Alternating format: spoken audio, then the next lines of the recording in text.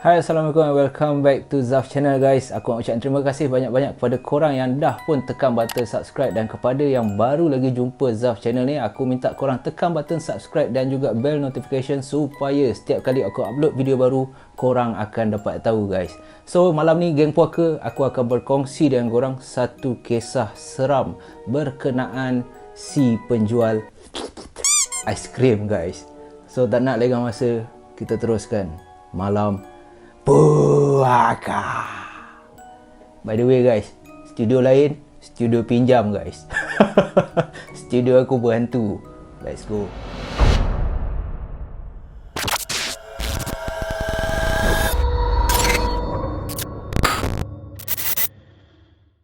Pada tahun 2020, Malaysia digemparkan dengan satu penyakit ataupun satu virus yang menggugat sistem ekonomi Malaysia termasuk satu dunia. Tak lain tak bukan COVID-19 guys. Disebabkan COVID-19 ni, ramai di antara kita yang terpaksa kais pagi makan pagi, kais petang makan petang. Kerana apa? Walaupun dah hidup selesa, mempunyai pekerjaan tetap, ada yang dibuang kerja dan ada juga yang terpaksa mencari kerja yang tak dapat kerja disebabkan, aku boleh cakap, terdesaknya orang pada masa tersebut dengan terpaksa berkurung dengan perintah kawalan pergerakan apa semua berlaku. Ada bisnes kecil yang terpaksa tutup dan itu telah menyebabkan kita susah untuk menyara keluarga kita, terutamanya family yang besar. Dan inilah yang berlaku kepada Pakcik Kadir. Semasa COVID-19 tu melanda, Pakcik Kadir merupakan seorang pekerja buruh di salah satu syarikat di ibu kota. Tetapi pada masa tu, disebabkan kesihatan Pakcik Kadir yang terjejas, disebabkan Pakcik Kadir ni positif. Walaupun dia tak tahu macam mana dia boleh positif, kerana dia hanyalah pergi bekerja, pakai mask, dia ikut, dia patuh SOP apa semua. Tetapi aku boleh cakap, kalau sesiapa nak kena, memang kena lah. Walaupun ada sesetengah di antara kita yang cukup yakin takkan terkena COVID-19. Kerana apa? Kemungkinan diorang dah ada ilmu kebal. Tapi aku tak tahulah betul ke tidak. Jadi Pakcik Kadir ni pada masa tersebut berusia 53 tahun dan mempunyai 4 orang anak yang masih lagi bersekolah, termasuklah isteri Pakcik Kadir yang tidak sihat dan juga tidak bekerja, menjadi suri rumah sepenuh masa.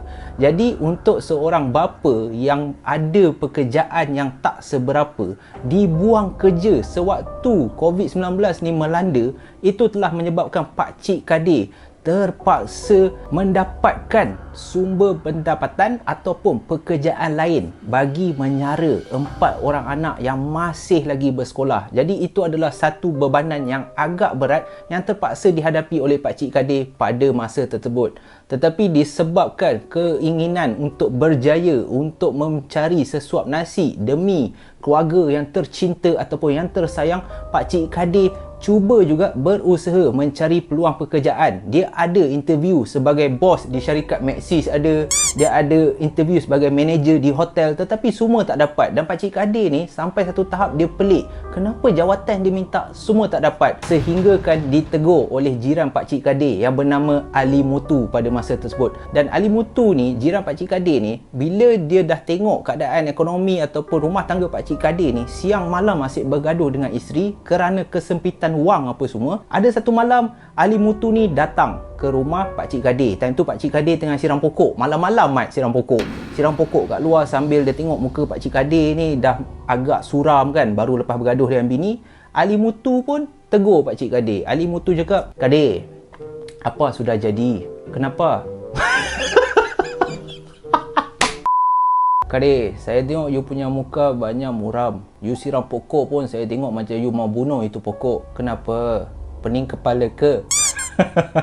Ali Mutu ni tanya Pakcik Kadir. Jadi Pakcik Kadir pun menjawablah, Mutu, saya tak ada masa mau gurau lah. Kepala sudah pening tahu tak. Dengan pekerjaan tak ada sekarang ni. Bini saya marah tau. Saya dah tak boleh dah nak menampung keluarga. Bini saya terpaksa jual kuih setiap pagi. Sebab saya dah tak boleh lah. Saya dah cari kerja semua, tak dapat-dapat lah. Dan Mutu ni pada masa tersebut teramat kesian terhadap nasib Pakcik Kadir. Jadi Ali Mutu ni memberi cadangan. Ali Mutu ni cakap, Kade, ini macam lah, saya tengok pun you interview sana interview sini tak dapat kerja kan. Walaupun saya tahulah kenapa you tak dapat kerja. Dan Pakcik Kade tanya Ali Muthu, kenapa aku tak dapat, aku dah usaha. Dan Ali Muthu memberi jawapan yang cukup bernas pada masa tersebut. Ali Muthu cakap, saya tahu Kade you telah usaha, saya tahu you pergi interview untuk manager sana manager sini, tetapi you kena sedar, sebelum ni you buruh saja. You apply untuk manager, memang tak ada dapatnya. You tak nak bawah-bawah ke, kerja bawah-bawah ke kan. Dan pada masa ni lah Ali Muthu memberi cadangan kepada Pakcik Kade, iaitu, apa kata Kade, macam ni lah, kalau you mau jadi bos, why don't you business sendiri, macam saya jual aiskrim. Dan pada masa tersebut, cadangan yang diberikan oleh Ali Muthu ni tidak boleh diterima oleh Pakcik Kade. Sebab apa? Sebab bagi dia, macam mana aku nak jual aiskrim, aku pun tak tahu, aku tak pernah bisnes sendiri, aku tak tahu macam mana nak mula apa semua.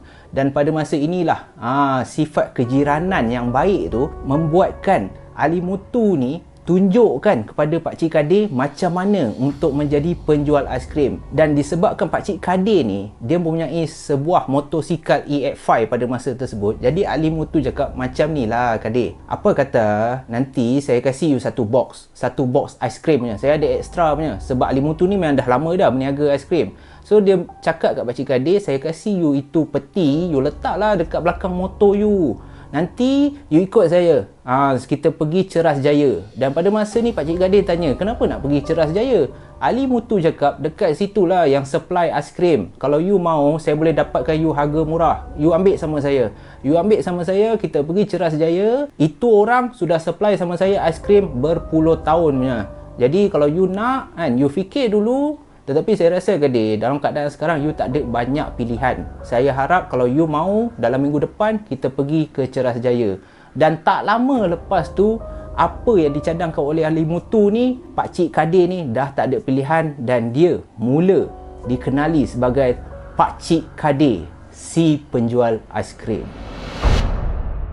Jadi pada hari pertama Pakcik Kade, si penjual aiskrim, memulakan kerja dia tak ada apa-apa pengalaman. Jadi apa yang dia tahu hanyalah menunggang motosikal EX5 dia bersama kotak aiskrim yang telah pun dia ambil daripada jiran dia, si Ali Muthu ni. Dia pun pusing di mana-mana taman perumahan dekat tempat rumah dia ni. Oi, aku cakap pun dah macam Ali Muthu dah mat, tak tersusun ayat tu. Jadi dia pusing sambil bunyikan loceng macam biasalah, macam tu, sambil pusing-pusing. Tetapi bagi dia, pekerjaan macam tu bukan sahaja merugikan duit minyak, customer pun ataupun pendapatan dia tak bertambah. Jadi aku boleh cakap trik tu ataupun benda yang Pakcik Kade buat, pusing di taman perumahan untuk menjual aiskrim, tidak berapa bagus. Sehingga kan Ali Muthu cakap, kenapa you mau pusing you punya motor?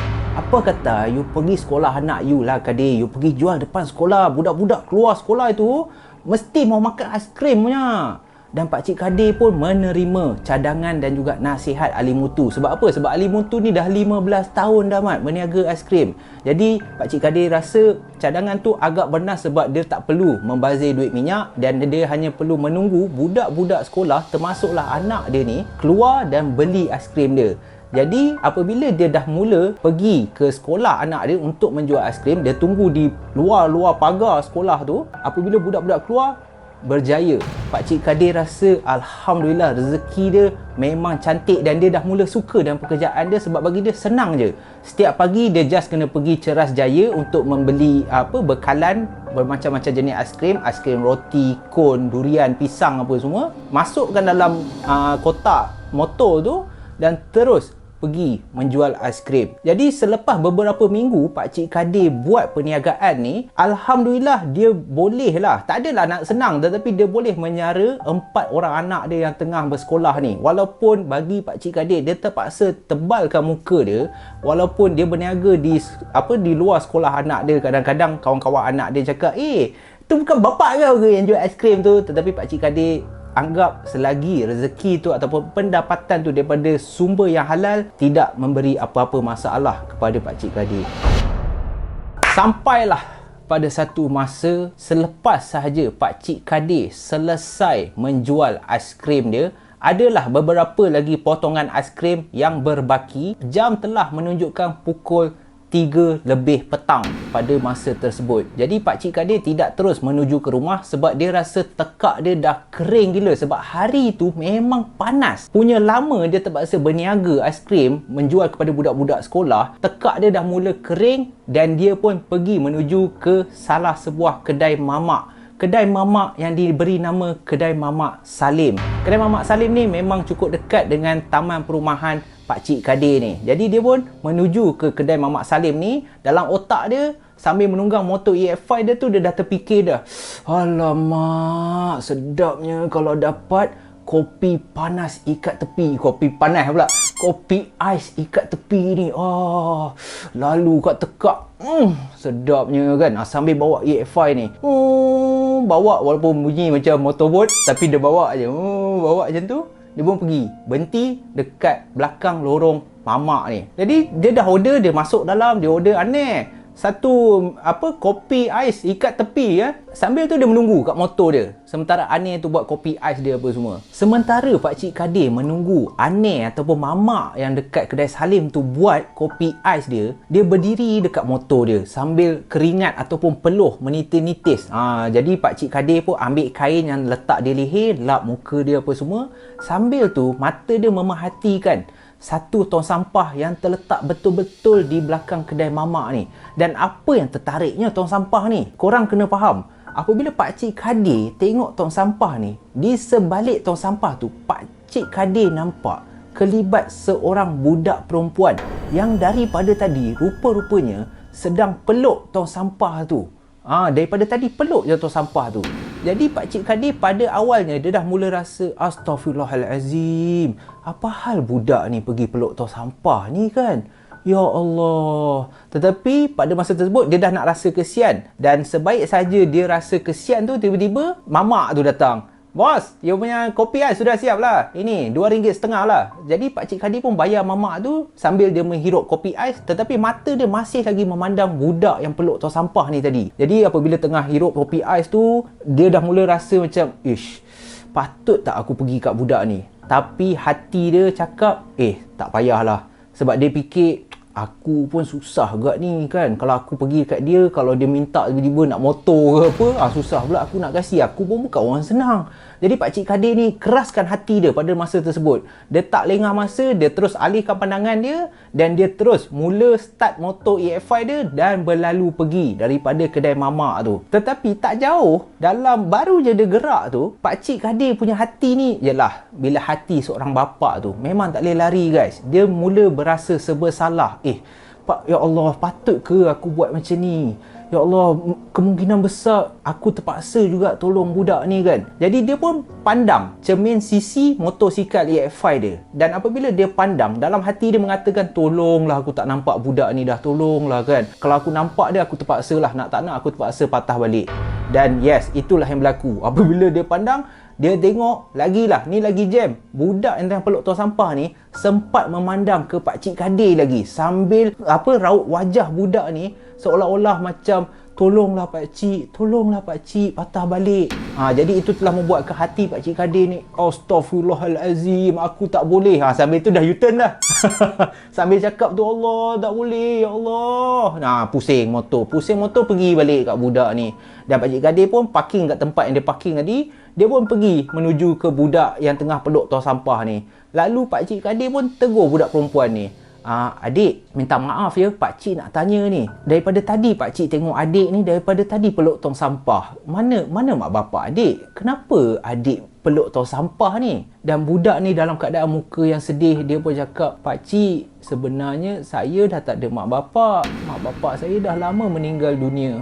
Saya dah tak tahu nak pergi mana. Lalu Pakcik Kadir pada masa tersebut, hati dia daripada dah sedih dah, bertambah sedih. Naluri seorang bapa tu dah mula masuk dah. Lagi-lagi pula di dalam fikiran dia dah mula terkenangkan, kalaulah ini anak aku, ya Allah, tak sanggup aku nak tengok keadaan dia macam ni. Lalu Pakcik Kadir pun tanya, pakcik nak minta maaf ya, pakcik tak tahu yang rupanya mak bapak adik dah tak ada. Siapa nama adik? Saya Nani. Saya lapar pakcik. Lalu Pakcik Kadir offer Nani ni nak tak makan aiskrim pakcik jual? Aiskrim yang pakcik jual, adik nak tak? Dan Nani pun daripada keadaan sedih apabila di-offer aiskrim oleh pakcik Kadir, Nani ni terus tersenyum dan menganggukkan kepala seolah-olah budak yang keriangan. Yalah, budak bila kita offer aiskrim kan, kita boleh tahu dia punya happy tu macam mana. Nak pakcik, nak. Saya nak aiskrim pakcik. Lalu pakcik Kadir pun cakap, jom pergi ke motor pakcik. Tetapi sebaik saja pakcik Kadir melangkah, dia perasan budak perempuan ni tidak bergerak ikut dia menghala ke motor dia. Lalu pakcik Kadir tanya, tak payahlah dah peluk tong sampah tu. Mari ikut pakcik. Pakcik nak kasih Nani aiskrim ni. Jom. Nani pilih je Nani nak aiskrim apa. Dan sambil tu Nani menundukkan kepala dia ke bawah. Jadi pada masa tersebut pakcik Kadir rasa macam aku salah cakap ke ni kan. Lepas tu pakcik Kadir tegur lagi si Nani ni. Nani, kenapa ni? Jomlah ikut pakcik. Cakap nak aiskrim. Jom ikut pakcik. Pakcik kasih Nani aiskrim. Tak kisahlah apa pun. Pakcik ada banyak jenis aiskrim. Lagi sekali Nani ni menundukkan kepala dia terbawah. Lepas tu pakcik Kadir macam mula dah pandang. Apa hal Sekali apabila pakcik Kadir pandang badan Nani ni, astaghfirullahalazim. Rupa-rupanya barulah pakcik Kadir perasan yang Nani ni hanya mempunyai sebelah kaki. Nani ni hanya ada satu kaki sahaja. Dan pada masa itu perasaan sedih dan serba salah lagi sekali menghimpit jiwa dan naluri pakcik Rahman. Kenapa aku cakap pakcik Din Astaghfirullahalazim. Barulah pakcik Kadir perasan bahawa Nani ni merupakan golongan istimewa kerana Nani ni hanya ada satu kaki sahaja guys. Jadi itu telah membuat pakcik Kadir ni lagi bertambah sedih. Lalu pakcik Kadir pun merayu dan meminta maaf kepada Nani. Allahu Akbar Nani. Pakcik minta maaf. Astaghfirullahalazim. Pakcik tak tahu yang rupanya Nani ni hanya ada satu kaki. Tak apa. Okey, Nani duduk sini. Nani bagi tahu pakcik, Nani nak aiskrim apa? Pakcik ambil kan. Dan pada masa tersebut pakcik Kadir siap offer Nani lagi. Nani nak apa? Pakcik ada aiskrim vanila, ada aiskrim coklat, ada strawberry. Apa kata pakcik ambilkan Nani aiskrim cone vanila campur strawberry? Nak tak? Dan pada masa ni Nani kembali tersenyum dan Nani cakap kat pakcik Kadir, boleh, tapi lebih baik pakcik kasih saya aiskrim roti. Aiskrim roti saya nak 3 flavor. Siap minta mat. 3 flavor siap tanya pakcik Kadir ni. Pakcik Kadir, selain tu ada tak flavor durian? Siap nak durian mat. Pakcik Kadir dah hati dia astaghfirullahalazim menangis. Tapi kali ni bukan menangis sedih, menangis berbau ada perasaan macam menyesal pun ada. Sebab macam Allah, Nani nak durian boleh. Sambil jalan tu pakcik Kadir pula mat macam nak nangis sebab dia fikir Allah, aiskrim durian dah lah mahal, dah lah stok tu limited edition. Tapi sebabkan dia tengok keadaan Nani yang kesorangan, mak bapak dah tak ada, kaki pula sebelah. Tadi pula pakcik Kadir dah bahan dia pula ajak jalan, sekali kaki sebelah dah pisang kan. Dihimpit perasaan tu pakcik Kadir pun macam tak apalah, untuk Nani jangan cakap durian. Apa saja Nani nak, pakcik boleh kasih. Lalu pada masa tersebut pakcik pun buat di atas permintaan Nani tadi aiskrim roti yang ada 3 jenis flavor kasih kepada Nani. Dan pada masa tersebut sebelum pakcik Kadir berambus pula. Jadi sebaik saja pakcik Kadir telah memberi Nani aiskrim seperti yang diminta, dia tengok Nani ni dengan dalam keadaan yang pakcik Kadir tahu Nani ni memang lapar sebab dia macam lahap juga dia makan macam tu, sambil tu dia comot-comot kan. Tetapi itu telah membuatkan kepenatan pakcik Kadir ni serta-merta hilang sebab dia terbayangkan Allahu Akbar. Dia rasa happy dapat memberi seorang budak yang dia baru saja kenal. Dia tengok Nani ni makan dengan penuh berselera. Itu telah membuatkan hati pakcik Kadir ni daripada penat, daripada perasaan sedih apa semua, kembali ceria balik. Tak lama lepas tu pakcik Kadir pun meminta diri untuk pulang ke rumah sebab hari pun dah lewat. Dia terpaksa membelikan makanan untuk anak-anak dia. Dan Nani sempat memesan kepada pakcik Kadir. Sebelum pakcik Kadir berlalu pergi, Nani sempat menjerit ke arah pakcik Kadir. Nani ni cakap, "Pakcik, esok pakcik datang lagi Pakcik belanja saya aiskrim lagi." Lepas tu pakcik Kadir yang tengah duduk atas motor dia sebelum berlalu pergi, pandang ke arah Nani ni, sambil tersenyum dan mengangguk kan ke arah Nani ni. Tanda yang dia bersetuju untuk datang pada keesokan harinya untuk berjumpa Nani lagi. Dan pada masa tersebut, Pakcik Kadir pun berlalu pergi dan terus pulang ke rumah. Tetapi dalam perjalanan tu, hati dia mula terfikir yang Alhamdulillah hari ni adalah hari yang cukup baik sebab aku berjaya menolong seorang budak yang kelaparan. InsyaAllah esok ataupun lepas ni aku mohon kepada Allah supaya rezeki aku murah. Tetapi ada juga mat bercampur dengan perasaan lah esok kalau dia minta durian lagi, pisang aku kan. Nak tak nak sebab dia dah berjanji kepada Nani untuk datang lagi. Dan itu telah terikatnya sebuah persahabatan di antara Pakcik Kadir dan juga anak kecil yang OKU bernama Nani ni guys. Sejak daripada pertemuan pertama di antara Nani dan juga Pakcik Kadir ni, hubungan mereka dah mula rapat. Aku boleh katakan setiap minggu Pakcik Kadir akan meluangkan masa, sebaik saja dia habis menjual aiskrim dia, dia akan singgah di kedai Mamak Salim tu semata-mata untuk berjumpa dengan Nani. Dan Pakcik Kadir akan memberikan Nani ni aiskrim percuma. Sebab dia tengok Nani ni memang suka sangat makan aiskrim. Tetapi sampailah pada satu hari, pada hari tersebut Alhamdulillah rezeki Pakcik Kadir agak murah. Jadi aiskrim dia cepat habis daripada waktu kebiasaan yang selalunya Pakcik Kadir akan bergerak pulang dalam pukul 3 lebih. Tapi pada hari tersebut dalam pukul 2 petang aiskrim dia dah nak hampir habis. Jadi pada masa tu dia bergerak awal menuju ke kedai Mamak Salim tu, sambil tu dalam hati dia, tak apalah, hari ni mungkin aku belanja Nani ni makanlah. Sebab dia nak aiskrim je, aiskrim pun dah tak ada dah sekarang ni kan. Aku pergi kedai mamak tu, tak apalah, aku tanyalah Nani, mungkin dia nak minum ke, dia nak nasi kandar ke apa, aku belanjalah dia. Sebaik saja Pakcik Kadir ni sampai, dia pun masuk ke kedai mamak tu, dia duduk dekat dalam kedai mamak tu dan order. Pada masa tersebut Pakcik Karim order nasi goreng kampung dan juga kopi ais seperti kebiasaan. Sementara Pakcik Kadir menunggu makanan dan air kopi ais dia tu sampai,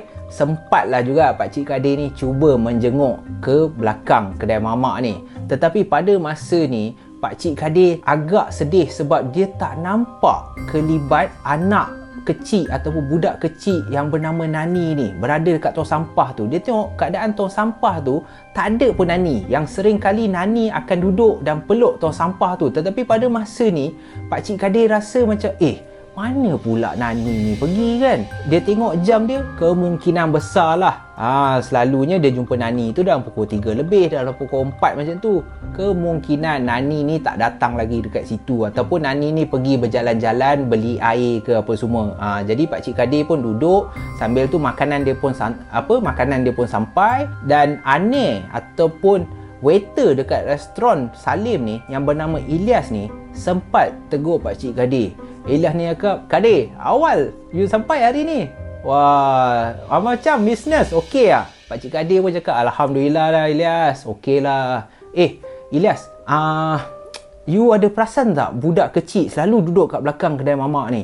Lalu Ilyas pun cakap kat Pakcik Kadir, "Budak kecil lah." Sambil tu Ilyas ni memikir, seolah-olah dia tengah fikir apa yang dimaksudkan oleh Pakcik Kadir ni. Ilyas ni cakap kat Pakcik Kadir, "Budak kecil mana? Mana ada budak kecil? Siapa punya anak mau letak kat belakang kedai mama ini? Kan? Apa you cakap ni Kadir?" Dan Kadir beberapa kali pandang Ilyas ni, betul lah, saya tanya you betul lah. Selalulah, you perasan tak saya selalu datang sini, saya akan pergi ke belakang kedai mamak ni. Kan? Selalu saya jumpa dia, kesian lah itu budak, you halau dia ke apa? Ilyas ni terus tergelak. Di atas tuduhan Pakcik Kadir ni, Ilyas ni gelak. Kadir, saya pun setiap masa lah you datang sini, saya selalu nampak tau you pergi belakang kedai mamak ni. Tapi saya tak tahulah you buat apa kat belakang tu. Mana ada budak Kadir? You apa? You mau cilok apa? Curi kita punya ni ke? Barang-barang You mau apa? Curi periuk Dan Pakcik Kadir ni pun rasa yang macam, Ilyas ni aku lempang kat muka kau je lagi kan. Aku tengah serius ni. Dan Pakcik Kadir tegaskan lagi. Percakapan dia lagi tegas. Ilyas, saya betul ni tanya. Sebab saya selalu tahu budak tu, saya kesian tau. Dia dah tak ada mak bapak apa semua tau. Terutamanya dia budak perempuan tau. Belum habis Pakcik Kadir menghabiskan ayat dia, tiba-tiba Ilyas ni mencelah. Perempuan lah? Ada perempuan ke? Wah, cantik ke Kadir? Kan? Wah, kalau cantik saya pun mau. Mana dia? Mana dia? Seolah-olah Ilyas ni mencari. Sambil memeli pun ada. Pakcik Kadir pun dah rasa macam, kau ni peli aku kan. Tetapi sebab tak nak panjang cerita, dia pun rasa Ilyas ni tak tahu apa yang dia cakap. Jadi Pakcik Kadir habiskan makan dia apa semua. Tapi sempat dia pesan kepada Ilyas, Ilyas, sini. Nanti kalau yalah ada hari saya tak datang ke apa kan, kalau you nampak budak tu, you boleh kasih dia makan tak? You tanyalah dia mau minum ke mau makan apa, boleh tak? Nanti saya bayar. You tak payah ambil duit daripada dia. Nanti saya datang saya bayar. Okey? Boleh tak? Ilyas pun menganggukkan kepala dan Pakcik Kadir pun berlalu pergi untuk pulang ke rumah. Sebaik saja Pakcik Kadir berlalu pergi, Ilyas tu dia bercakap seorang diri. Dalam hati Ilyas ni dia cakap, apa punya Pakcik Kadir ni? Mau kasih siapa? Mana ada budak? Ayo, pelik lah ini. Ini orang. Lantar dia lah. Ilyas macam malas nak layan. Dia tak ambil serius pun apa yang dikatakan ataupun apa yang dipesankan oleh Pakcik Kadir pada masa tersebut, guys. Jadi apabila Pakcik Kadir pulang ke rumah macam tu, Ilyas ni dah tak percaya ada sesuatu yang berlaku kepada Ilyas sebaik saja waktu dia nak tutup kedai pada hari tersebut, guys. Pada malam tu, dalam pukul 12 tengah malam, kedai Mamak Salim tu dah hampir tutup dah. Dan Ilyas yang akan tutup kedai pada malam tersebut. Jadi dia bersama kawan dia lagi seorang yang bernama Nazrin ni, sambil tengah mengemas kawasan kedai tu sebelum tutup, pekerja yang lain semua dah balik, dia sempat berborak bersama Nazrin ni. Sambil-sambil kemah dia cakap lah kat Nazrin ni, you tahu tak ada seorang itu Pakcik Kadir yang jual aiskrim tu. Selalu datang sini punya. Dan Nazrin berkata, yalah, kenapa ada yang pakcik tu kan? Saya tak tahulah. You pernah jumpa perempuan lah? Dia cakap ada perempuan lah, duduk kat belakang kedai Mamak. Nazrin tu pun cakap, perempuan lah. Apa? Besar ke kecil punya perempuan? Ilyas cakap, saya pun tak tahulah. Dia cakap budak perempuan saja. Saya pun tak tahu besar ke kecil ke kan. Dia sudah pesan dengan saya lah, kalau budak tu nampak ke apa, kasih makan lah itu budak kan. Tapi Nazrin ni pun, dia rasa macam, tak lah, saya pun tak pernah nampak. Betul ke? You rasa Pakcik Kadir itu betul ke? Dan diorang pun sambil berborak-borak tu adalah membahan Pakcik Kadir ni tergelak-gelak juga. Nazrin pun cakap, saya pun tak tahu lah kan. Betul ke? Darah betul ke kan? Kalau jumpalah. Tapi saya rasa mana ada budak mau duduk ini belakang kedai Mama punya. Silap-silap you tahu Nazrin. Saya rasa Pakcik Kadir tu sebab panas ni agak aiskrim apa semua. Silap-silap otak dia sudah tidak betul. Sambil tu tergelak-gelak lah diorang sambil nak tutup kedai tu kan. Happy dah si Ilyas ni membahan orang. Ni part yang dia nak terkena. Jadi sebaik sahaja dia tutup kedai apa semua, Nazrin pun dah berlalu pergi. Ilyas ni sempat berjalan di belakang kedai. Sebab dia nak tengok ada ke budak perempuan tu kan. Jadi dia lalulah dekat belakang kedai Mamak dia ni. Sebaik dia jalan beberapa langkah macam tu, dia tengok kat kawasan tong sampah pun dia tak nampak pun budak ni. Sambil tu dalam hati dia ketawa kecil lah. Dia cakap macam, Pakcik Kadir ni memang tipu sajalah, dia cakap kan. Sebaik saja Ilyas ni jalan melepasi kawasan belakang kedai Mamak ni, tiba-tiba ada suara yang memanggil Ilyas daripada arah belakang. Suara tu cakap, Abang. Jadi Ilyas ni pandang, terus toleh ke belakang. Dan apabila dia toleh ke belakang, apa yang Ilyas ni nampak adalah seorang budak perempuan yang dalam keadaan kusut, yang tidak terurus, berdiri betul-betul di belakang dia pada masa tersebut. Jadi Ilyas ni, dia agak terkejut. Dia macam, ayah, you banyak takutkan saya lah. Macam Cina pun dia mamak padahal kan. Lebih kurang macam tu lah. Dia macam, Astaghfirullahalazim. Dalam hati dia, betul pula apa ini Pakcik Kadir cakap. Lalu dia tegur budak ni, budak, you apa buat kat sini malam-malam ini? You buat apa? Budak tu pun cakap dekat Ilyas ni, Abang, bukan abang nak tengok saya ke? Bukan abang nak jumpa saya ke? Pada masa tersebut, bulu roma Ilyas ni dah mula meremang. Apa Ilyas ni cakap pada masa tu adalah terkunci. Mulut dia seolah-olah terkunci. Dia tak mampu nak berkata apa-apa sebab dia dalam keadaan takut. Apabila budak tu cakap, bukan abang nak jumpa saya ke? Jadi Ilyas ni, dia kumpulkan tenaga dia pada masa tersebut. Dia cakap kat budak ni, masa bila saya mau jumpa you? Mana ada? Saya tak ada jumpa you lah. Itu Kadir yang mau jumpa you lah. Lepas tu budak ni cakap dekat Ilyas ni, Abang, boleh tak abang tolong saya? Jadi apabila budak ni cakap tolong, Ilyas ni dah mula takut. Dia rasa nak lari je. Dia sempat tanya budak perempuan ni, ataupun lebih dikenali sebagai Nani ni. Dia tanyalah budak ni, apa tolong? You mau tolong apa? Sinilah abang. Nani panggil Ilyas. Dekatlah abang. Sinilah, tolong saya boleh tak? Dan sebaik saja Ilyas mendekati, walaupun dalam keadaan takut-takut ni, apabila Ilyas mendekati budak perempuan yang nak minta tolong kat dia ni, Ilyas perasan budak ni macam tangan dia memegang sesuatu. Macam memeluk sesuatu tau. Tapi pada masa tersebut Ilyas tak nampak apa yang berada di tangan budak ni, apa yang budak ni peluk. Jadi apabila dah rapat macam tu, Ilyas lagi sekali tanya budak ni, tolong apa? Cepatlah, saya mau balik ni. Tolong apa? Dan budak ni mengangkatkan kepala dia, memandang tepat ke arah Ilyas, dan budak ni berkata kepada Ilyas, Abang boleh tolong pasangkan kaki saya tak? Sambil menghulurkan sepasang ataupun satu kaki yang daripada betis ke hujung kaki, terus campak di muka Ilyas pada masa tersebut.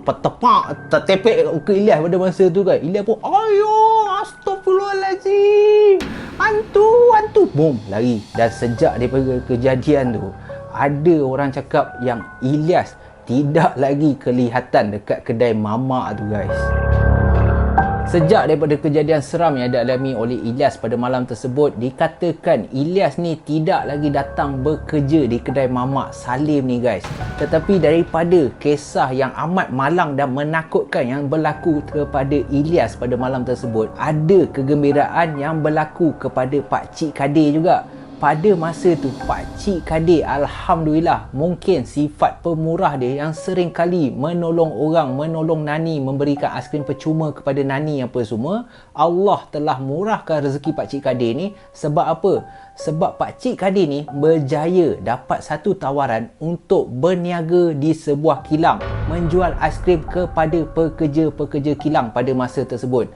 Jadi apabila dapat tawaran macam tu, tawaran kilang ni agak jauh daripada taman perumahan yang Pak Cik Kadir ni tinggal. Tetapi untuk Pak Cik Kadir, inilah punca ataupun inilah sumber rezeki yang Allah nak kasih ke aku ni. Jadi kalau aku tolak, teramat rugi. Biarlah jauh sedikit, tapi kalau aku boleh tambah pendapatan aku, kalau aku boleh tambah keselesaan kepada keluarga dan anak-anak aku sangguplah pergi. Dan tawaran ni pula disokong pula oleh jiran Pak Cik Kadir yang Mutu ni tadi. Mutu pun cakap, astagfirullahalazim, alhamdulillah Kadir, saya rasa you tak payah reject tau. Saya rasa ini you punya rezeki lah. Saya pun happy lah kan, you pun setuju untuk berniaga aiskrim. Saya 15 tahun pun tak pernah dapat tawaran macam ni.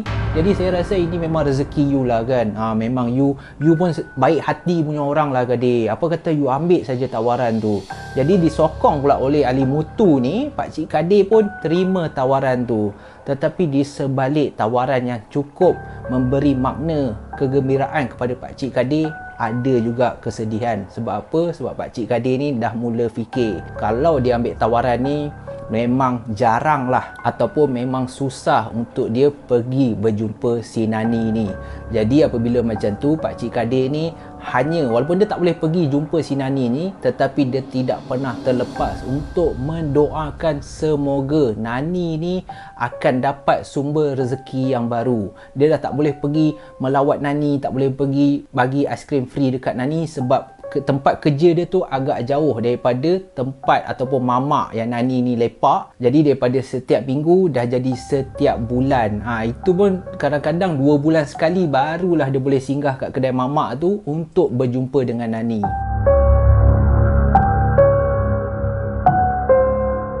Sampailah pada satu hari, agak lama Pak Cik Kadir tidak singgah di kedai mamak Salim ni. Dalam perjalanan pulang pada masa tersebut, tiba-tiba tekak dia lagi sekali terasa haus dan dia pun fikir, dah agak lama aku tak perkena kopi ais yang sedap kat kedai mamak Salim ni. Jadi Pak Cik Kadir pun singgah sebentar. Sementara tu dia fikir, kemungkinan besar kalau Nani ada pada masa tersebut, aku dapatlah jumpa Nani. Aku dapatlah lepaskan kerinduan aku kepada Nani. Jadi sebaik saja sampai kat kedai mamak tu, apa yang menyedihkan hati Pak Cik Kadir pada masa ni, dia tidak nampak kelibat Nani berada di sekitar ataupun di belakang kedai mamak tu guys. Jadi Pakcik Kadir pun duduk order segelas kopi ais. Sebaik saja Pakcik Kadir dapat kopi ais yang dia order tadi tu, Pakcik Kadir pun terus tanpa lengah masa menghirup kopi ais tu, lalu dia tekak, membasahi tekak dia, dan Pakcik Kadir berkata dalam hati dia, sedapnya kopi ais ni, tak kisahlah berapa lama pun daripada awal tak pernah berubah rasa dia. Dan Pakcik Kadir rasa inilah kopi ais yang paling sedap dia pernah minum. Sambil tu mata dia melilau tengok keadaan sekeliling kedai mamak tu. Manalah tahu dia ternampak kelibat si Nani ni, tetapi dia tak nampak pun kelibat si Nani pada masa tersebut. Tetapi apa yang Pakcik Kadir ni perasan, ada beberapa pekerja kat kedai mamak tu yang dia tak pernah tengok, dan dia rasa salah seorang ni merupakan pekerja baru. Jadi dia pun panggil salah seorang pekerja yang ada kat situ, dan rupanya apa yang Pakcik Kadir tak tahu, salah seorang yang dia panggil tu merupakan owner ataupun bos baru kedai mamak tersebut yang bernama Mohan. Jadi apabila Mohan ni datang kat Pakcik Kadir, dia terus menegur Pakcik Kadir dengan senyuman, dan dia cakap, "Ya, Pakcik nak order apa-apa ke? Kan? Boleh saya tolong Pakcik apa-apa?" Lepas tu Pakcik Kadir pun tanya dia, saya mau tanya, you pekerja baru ah?" Lepas tu Mohan pun perkenalkan diri dia sebagai owner ataupun bos tempat tu kepada Pakcik Kadir. Lalu Pakcik Kadir barulah dia terfikir, ya Allah, punya lama aku tak datang sini. Rupanya tempat ni pun dah ada bos baru, dah bertukar bos rupanya. Patutlah ada 2-3 orang pekerja baru yang diambil untuk bekerja kat situ. Tetapi salah seorang yang Pakcik Kadir nak tanya adalah berkenaan Ilyas ni. Sebab Ilyas ni Pakcik Kadir dah kenal sejak daripada dulu lagi, tetapi dia tak nampak pun kelibat Ilyas ada kat situ. Jadi dia tanya si Mohan ni, "Mohan, saya mau tanyalah, sebab you bos baru kat tempat ni, you kenal tak salah seorang pekerja dekat sini, nama dia Ilyas?" Lalu Mohan pun cakap, "Oh, Ilyas. Kenapa Lepas tu Pakcik Kadir tanya, "Tak adalah, dia masih kerja kat sini ke?" Pada masa ni Mohan menghembuskan nafas panjang, lalu dia duduk betul-betul di hadapan Pakcik Kadir. Lalu dia cakap kat Pakcik Kadir, "Saya pun sebenarnya ada nak bagi tahu Pakcik pasal Ilyas. Pakcik memang selalu datang sini ke Pakcik?" Dan Pakcik Kadir cakap kat Mohan ni, "Saya duduk dekat sini je Mohan. Memang daripada dulu saya memang datang kat sini lah. Saya suka kopi ais sini, memang sedap kan. Apa sudah jadi sebenarnya?" Dan pada masa inilah Mohan menceritakan bahawa Ilyas sebenarnya sudah lama dah Pakcik tak kerja kat sini. Saya dengar cerita Ilyas tu sekarang dah tak betul. Apabila Mohan cakap macam tu, Pakcik Kadir ni dia tergamam. Dia seolah-olah tidak percaya apa yang diberitahukan yang Ilyas ni dah tak betul. Jadi Pakcik Kadir ni pada masa tu terus tanya kepada Mohan, "Mohan, maaf kalau saya nak tahu apa yang sudah jadi kepada Ilyas. Kenapa dia dah tak betul?" Dan Mohan cakap, "Saya pun tak tahu sangat Pakcik, tetapi apa yang saya tahu daripada rakan sekerja Ilyas ni, diorang cakap ada satu hari ni Ilyas terkena gangguan ataupun terkena satu gangguan yang telah menyebabkan Ilyas ni teramat takut sehinggakan trauma, dan ada beberapa masa yang Ilyas ni akan histeria seolah-olah dirasuk sesuatu, dan itu telah menjejaskan tahap kesihatan si Ilyas ni, sehinggakan ada pekerja cakap Ilyas ni dah mula cakap seorang diri. Dan apa yang terkeluar daripada mulut si Ilyas ni, banyak kali dia cakap, 'Saya tak mau itu kaki, saya tak mau itu kaki, jangan minta tolong saya,' apa semua. Dah banyak kali dah cakap macam tu. Jadi apabila Pakcik Kadir dengar cerita si Mohan macam tu, dalam fikiran dia terus, kejap, kenapa Ilyas ni meracau? Dia sebut saya tak mau ini kaki, saya tak mau ini kaki. Seolah-olah ada benda yang mengganggu cerita tu. Seolah-olah Pakcik Kadir ni dapat menangkap sesuatu. Lalu Pakcik Kadir terus melontarkan soalan yang kedua kepada Mohan. Pakcik Kadir terus tanya si Mohan, "Mohan, saya mau tanya, you ada tak nampak sejak you kerja kat sini, sejak you jadi bos baru kat sini, you ada perasan tak kelibat seorang budak perempuan tanpa kaki? Dia ada satu kaki saja. Dia selalu duduk dekat belakang kedai you. Dia selalu duduk dekat area tong sampah oren dekat belakang kedai you. Dia masih ada lagi ke?" Lepas tu si Mohan ni, dia macam muka dia seolah-olah macam memikirkan apa maksud Pakcik Kadir ni. Lalu Mohan pun tanya Pakcik Kadir, budak perempuan satu kaki, dia budak kecil ke dah besar? Pakcik Kadir kata, dia budak kecil je. Umur dia pun dalam 10 tahun macam tu lah. Dia masih kecil. Dia selalunya akan duduk kat situ dan akan selalu minta. Dulu saya jual aiskrim. Sekarang pun saya jual aiskrim lah. Tetapi dulu saya selalu datang sini, saya selalu kasih dia aiskrim free apa semua. You ada nampak tak budak tu? Dan Mohan tanya Pakcik Kadir, siapa nama dia? Pakcik tahu tak siapa nama budak ni? Bila Pakcik Kadir bagi tahu Mohan, budak ni bernama Nani, muka Mohan pada masa tersebut terus berubah daripada keadaan ingin tahu macam terkejut. Ada juga perasaan sebersalah untuk menceritakan kepada Pakcik Kadir siapa sebenarnya Nani. Dan apabila Pakcik Kadir tengok muka Mohan ni seolah-olah dia macam tahu sesuatu, macam terkejut macam tu, Pakcik Kadir desak lagi. Pakcik Kadir tanya, Mohan, you tahu sesuatu kan pasal budak Nani ni? Apa yang you tahu sebenarnya pasal budak ni? You boleh bagi tahu saya tak? Dia ada lagi ke? You pernah jumpa dia ke? Bermacam-macam soalan yang ditujukan kepada Mohan ni. Dan pada masa tersebut Mohan terus cakap kat Pakcik Kadir, sabar Pakcik, satu-satu Pakcik. Saya akan ceritakan apa sebenarnya yang berlaku kepada Nani ni.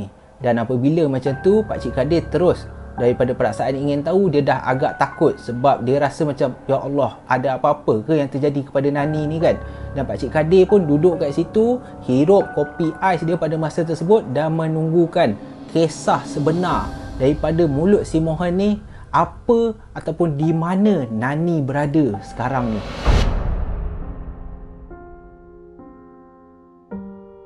Mohan ni cakap dia merupakan pemilik asal tempat ni yang telah diwarisi sejak bapa dia lagi. Jadi Mohan ni bukanlah pemilik baru tetapi merupakan anak kepada pemilik asal kedai mamak Salim ni.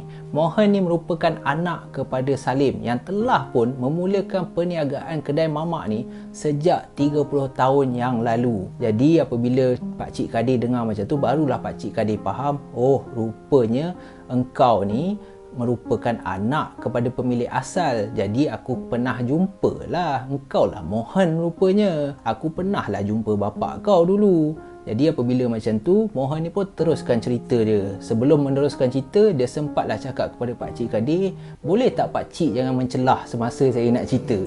Mohan ni dah bengkak kan. Saya baru nak start, Pakcik boleh tunggu dulu biar saya habiskan cerita. Jadi Pakcik Kadir ni pun muka innocent, hirup balik kan kopi ais dia macam, maaf lah So dia biarkan Mohan ni teruskan cerita. Mohan ni cakap, sebenarnya Pakcik, sewaktu saya baru berusia 14 tahun, dulunya saya sering kali menjadi teman rapat kepada Nani ni. Nani ni selalu datang ke kedai mamak ni untuk lepak minum bersama-sama dengan saya. Sebabkan saya selalu lepak kat kedai, tolong bapak saya berniaga apa semua. Jadi beberapa kali saya lah yang akan temankan Nani ni main kejar-kejar. Dan kalau bapak saya belanja Nani ni makan pun, kita orang akan makan sama apa semua. Bapak saya dah mula anggap Nani ni macam anak dia sendiri. Dan kalau Pakcik Kadir nak tahu, Nani ni merupakan anak tunggal kepada ibu dan ayah dia. Nani ni tak ada adik-beradik. Dan yang paling menyedihkan, ibu Nani ni meninggal dunia semasa melahirkan si Nani ni. Jadi sepanjang hidup dia, dia hanya disara oleh bapa dia sahaja. Tetapi apa yang lebih malang, kalau Pakcik Kadir nak tahu, bapa si Nani ni merupakan seorang kaki judi dan kaki botol. Dia sering kali mabuk. Apabila kalah judi je, dia akan mabuk dan buat kecoh kat kedai bapak saya ni. Dan pernah beberapa kali saya nampak yang dia memarahi Nani. Dia menjadikan Nani ni untuk tempat lepaskan kemarahan dia setiap kali dia kalah judi. Dan kalau Pakcik Kadir nak tahu kenapa bapak dia selalu bawa Nani kat kedai mamak tu, sebab pusat judi tu hanya terletak di tingkat atas kedai mamak ni. Sebab mamak ni dekat lot yang paling bawah. Dulunya 30 tahun yang lepas, kedai atas ni merupakan pusat judi. Jadi bapak si Nani ni akan tinggalkan Nani kat kedai mamak ni duduk seorang diri, sementara bapak dia ni lahabau pergi judi kat tingkat atas. Dan apabila turun, Mohan ni tahu dah kalau bapak si Nani ni dah mula menjerit-jerit dekat Nani. Mohan tahu ini mesti kau kalah judi, sehingga kan pernah bergaduh dengan bapa si Nani semata-mata untuk melindungi keselamatan Nani. Tetapi apakan daya, kita orang tak boleh berbuat apa-apa sebab bapak si Nani ni merupakan seorang yang panas baran, yang tak boleh kawal perasaan. Nani ni merupakan salah seorang anak yang merupakan satu objek untuk bapak dia melepaskan segala sifat amarah dia. Lagi-lagi apabila bapak dia ni mabuk, lagi teruk pakcik sebenarnya apa yang Nani ni kena. Tetapi kalau pakcik Kadir nak tahu apa yang berlaku kepada Nani, sebenarnya lebih teruk daripada apa yang pakcik Kadir perlu tahu. Ada satu hari tu, Nani pada masa tersebut duduk berseorangan menangis selepas dimarahi oleh bapa dia pada masa tersebut. Jadi bapa dia ni pun pergi ke kedai lain untuk mabuk pada masa tersebut. Jadi apabila Nani ni duduk menangis kat kedai mamak tu, saya pada masa tersebut datang untuk pujuk si Nani ni untuk dia tidak sedih, untuk dia tak payah menangis kan. Saya pun pernah cakap dekat si Nani ni, kalau bapak kau selalu pukul kau, kau duduklah dengan aku. Kau tak payahlah duduk dengan bapak kau kan, nanti teruk lagi kau kena. Tetapi Nani ni tak henti-henti menangis sebab agak teruk pada masa tersebut Nani dipukul oleh bapak dia. Dan pada masa tu saya pun masuk ke dalam kedai untuk membuat makanan dan minuman untuk diberikan kepada si Nani. Tetapi apa yang malang, pada masa tersebut pakcik, sedar tak sedar Nani telah pun dibaham anjing. 2-3 ekor anjing telah masuk ke kedai mamak tu baham si Nani ni. Dan pada masa tersebut kaki dia, sebab Nani ni masih kecil lagi pakcik pada masa tersebut, umur dia baru dalam 10 tahun macam tu. Anjing ni saya tak tahu datang daripada mana, tapi dulu tempat ni memang banyak anjing. Diorang datang dan terus menyerang Nani pada masa tersebut. Gigit, putus satu kaki. Disebabkan itulah Nani mengalami kecacatan kekal.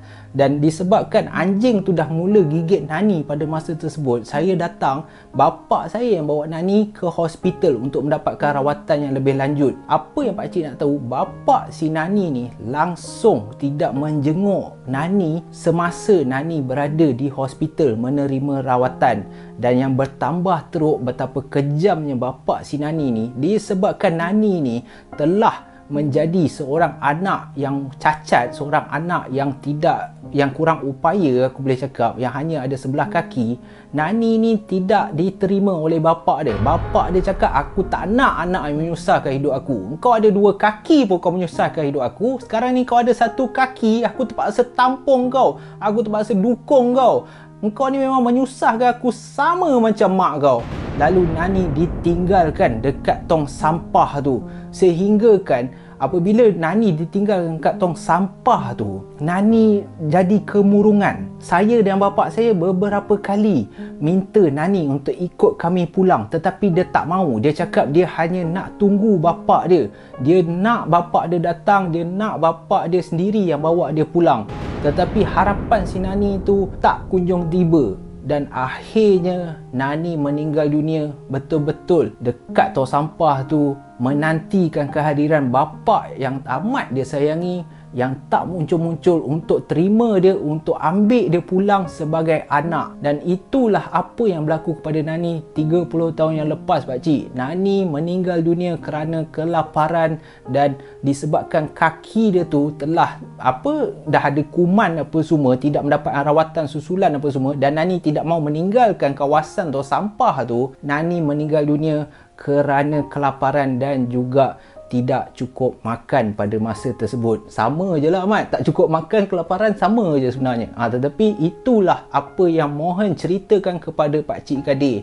Dan semasa Pakcik Kadir dengar kisah ni, air mata Pakcik Kadir dah pun berjujuran. Patutlah dia sedar tak sedar kenapa dia hirup kopi tu daripada tadi tak habis Mat. Air mata dia hirup je kopi, air mata masuk balik dalam cawan, penuh balik cawan tu kan. Pakcik Kadir tak boleh terima keadaan yang amat menyedihkan. Tapi pada masa tersebut, selepas saja Mohan dah selesai ceritakan kisah sebenar apa yang berlaku kepada Nani ni 30 tahun yang lepas, Pakcik Kadir mula teringat, kalau benda ni berlaku 30 tahun yang lalu, Nani telah meninggal 30 tahun yang lalu, siapa yang aku jumpa? Siapakah budak yang berkaki satu yang selalu aku belanja makan aiskrim? Selepas Pakcik Kadir mendengar kisah sebenar yang telah diceritakan oleh Mohan kepada beliau pada masa tersebut, Pakcik Kadir pun menghabiskan kopi ais yang ada di atas meja pada masa tersebut.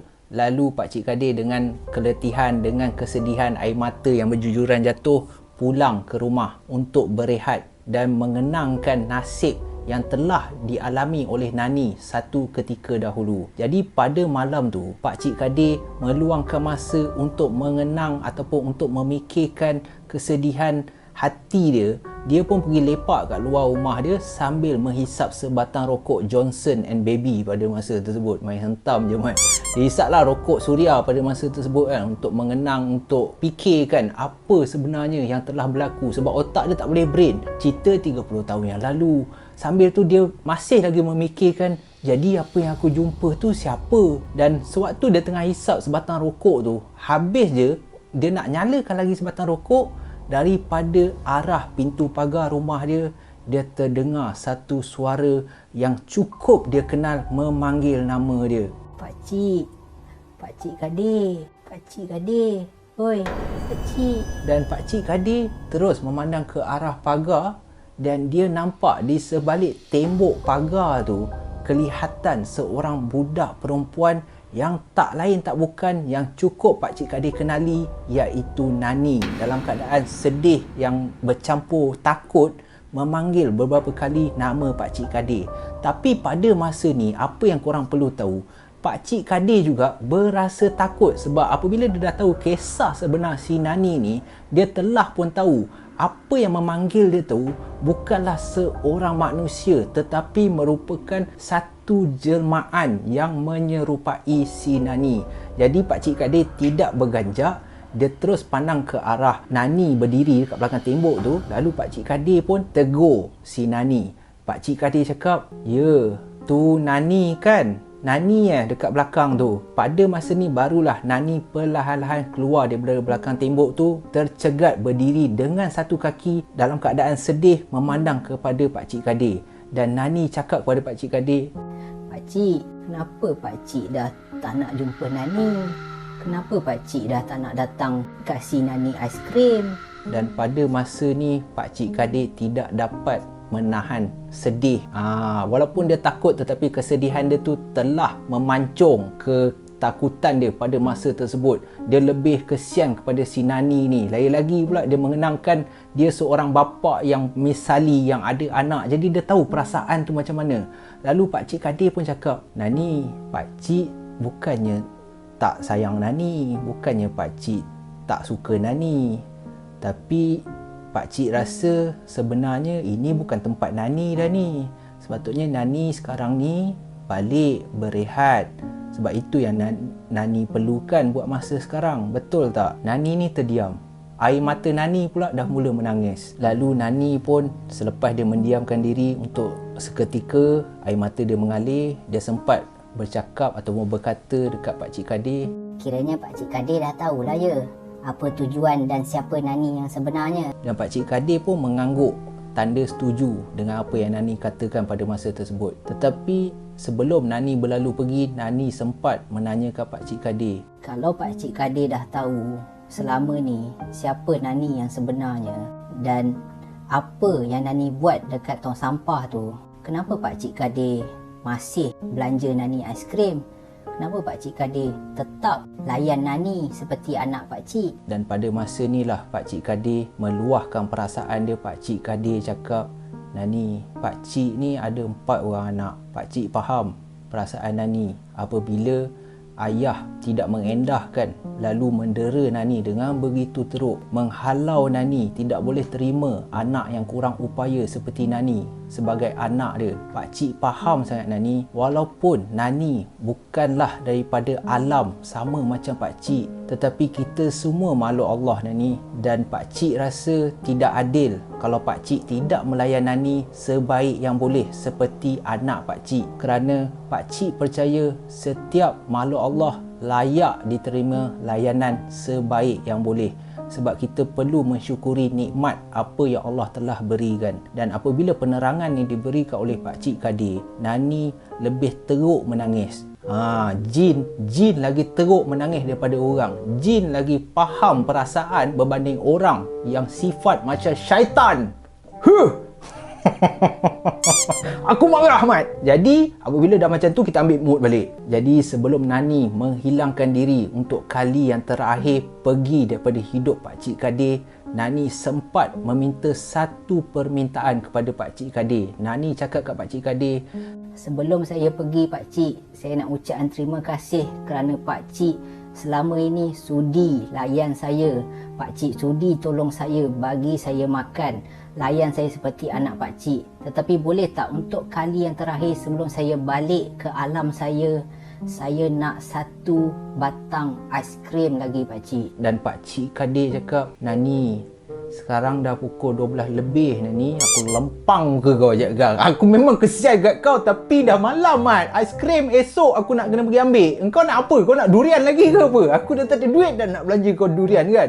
Dan pada masa ni Nani, Pakcik Kadir sempat tanya Nani, aku nak tanya kau, walaupun aku sedih ni, aku nak tanya kau, memang betul ke Nani ada juga jin makan aiskrim durian? Nani mengangguk. Nani cakap, ada pakcik, saya memang suka, favourite saya. Time hidup pun saya suka, saya dah mati pun saya nak aiskrim durian. Alamak pakcik, boleh tak ada pula aiskrim kan. Lalu Pakcik Kadir cakap, macam ni lah Nani, kalau Nani betul nak aiskrim durian, Pakcik boleh kasih, betul, tapi malam ni dah tak ada. Apa kata kita jumpa dekat tempat yang Nani biasa muncul, iaitu kat kedai belakang kedai Mamak Salim ni esoknya. Lalu Nani pun bersetuju dan dengan penuh kesedihan tetapi dah bercampur ceria. Nani cakap, esok Pakcik jumpa Nani dekat kedai tu. Nani duduk kat tong sampah Lalu Pakcik Kadir pun sambil mengalir mata mengukir senyuman kepada Nani, dan Nani pun perlahan-lahan hilang daripada pandangan Pakcik Kadir pada malam tersebut guys. Seperti yang dijanjikan, keesokan harinya selepas selesai saja Pakcik Kadir menjual aiskrim di kilang, Pakcik Kadir pun terus menuju ke kedai Mamak Salim ni untuk berjumpa Nani untuk kali yang terakhir. Dan sebaik saja Pakcik Kadir sampai di kedai Mamak tu, kelihatan Nani telah pun menunggu sambil tersenyum untuk berjumpa Pakcik Kadir pada masa tersebut. Jadi Pakcik Kadir pun terus letakkan motor dia di belakang kedai Mamak tu, terus cedok 2-3 aiskrim durian kan. Nak berapa banyak pun aku ambil lah Mat, tak apalah kan, rugi pun rugi lah. Pakcik Kadir siap letak kacang lagi atas tu sebab kali yang terakhir. Dan Pakcik Kadir pun pergi dekat Nani, dan pada masa itulah Pakcik Kadir cakap kat Nani, nah Nani, daripada Pakcik Kadir untuk Nani buat kali yang terakhir, Pakcik harap apa yang Pakcik buat ni akan dibalas oleh Allah SWT, dan Pakcik harap Nani gembira dengan pertolongan Pakcik ni. Lalu Nani pun cakap, terima kasih Pakcik kerana selama ni layan saya seperti anak Pakcik, dan saya sentiasa mendoakan semoga Pakcik Kadir dimurahkan rezeki dan menjadi seorang bapa yang selalu dihormati dan disayangi oleh anak-anak Pakcik. Itulah kali yang terakhir perjumpaan di antara Pakcik Kadir, si penjual aiskrim, dengan Nani. Dan itulah dia kisah di antara Pakcik Kadir, si penjual aiskrim, dengan Nani yang merupakan seorang anak yang telah dikhianati oleh keluarga dia sendiri, especially bapa dia sendiri. Macam mana bapa si Nani ni tergamak untuk tidak menerima Nani selepas Nani ni putus kaki bertambah teruk. Dia siap cakap Nani ni menyusahkan hidup dia. Kalau kita ada anak, tak kisahlah anak kita tu kurang upaya ke, tidak macam yang kita gambarkan kecomelan dia, muka dia tak apa nak cantik ke apa, kita perlu terima kerana itu semua adalah pemberian dan nikmat yang diberikan daripada Allah kepada kita, sebuah keluarga. Jadi anak tu merupakan satu amanah. Jadi aku harap kepada geng puaka, korang dapat menjaga amanah. Tak kisahlah anak-anak, mak bapak apa semua, korang dapat menjaga sebaik yang boleh sementara diorang masih hidup. Sebab kalau diorang dah tak ada, menyesal pun dah tak guna dah guys. Jadi aku harap dengan kisah Pakcik Kadir dan juga Nani dapat memberi sedikit pengajaran dan ilmu. Apa yang korang boleh ambil, korang ambil. Yang baik, korang ambil. Yang buruk, korang tolak jauh-jauh. Jadi itu saja guys yang aku nak kongsi dengan kisah malam ni. InsyaAllah kita semua dapat iktibar daripada kisah Pakcik Kadir, si penjual aiskrim ni guys. Aku jumpa lagi korang di episod yang akan datang. Thank you guys sebab stay sampai habis. InsyaAllah kita jumpa lagi dalam malam puaka yang akan datang guys. Stay safe, stay healthy. Assalamualaikum warahmatullahi wabarakatuh.